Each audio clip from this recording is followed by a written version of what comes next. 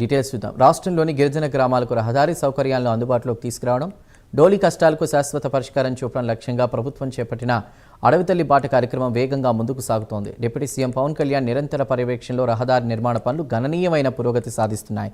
తొలి దశలో 1,005 కోట్ల అంచనా వ్యయంతో 1,069 కిలోమీటర్ల రహదారుల అభివృద్ధికి శ్రీకారం చుట్టగా అనంతరం అడవితల్లి బాట 2.0 ద్వారా ఈ కార్యక్రమాన్ని మరింత విస్తరించారు. ప్రస్తుతం మొత్తం 2,078 కోట్ల అంచనా వ్యయంతో 2,310 కిలోమీటర్ల మేర రహదారుల అభివృద్ధి లక్ష్యంగా పనులు కొనసాగుతున్నాయి.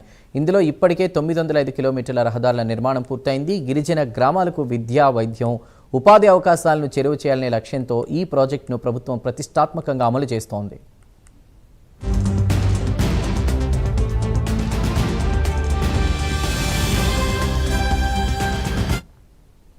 అడవి తల్లి బాట పనుల పురోగతిపై పవన్ కళ్యాణ్ ఉన్నతాధికారులతో సమీక్ష నిర్వహించారు. పెండింగ్లో ఉన్న పనులను నిర్దేశిత గడువులోగా పూర్తి చేయాలని స్పష్టమైన ఆదేశాలు జారీ చేశారు. అటవీ అనుమతుల ప్రక్రియలో జాప్యం లేకుండా జిల్లా కలెక్టర్లు సంబంధిత శాఖల మధ్య సమన్వయం పెంచాలని సూచించారు. వర్షాల కారణంగా ఆటంకాలు ఎదురైన ప్రాంతాలు మినహా మిగిలిన అన్ని ప్రాంతాల్లో పనులు నిరంతరాయంగా కొనసాగించాలని ఆదేశించారు.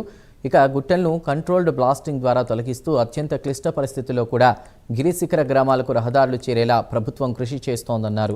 నాణ్యత లోపాలకు తావు లేకుండా పర్యవేక్షణ వ్యవస్థను బలోపేతం చేయాలని అధికారులకు సూచించిన పవన్ కళ్యాణ్ డోలీ రహిత ఆంధ్రప్రదేశ్ లక్ష్య సాధనలో ప్రతి ఒక్కరూ భాగస్వాములు కావాలని పిలుపునిచ్చారు.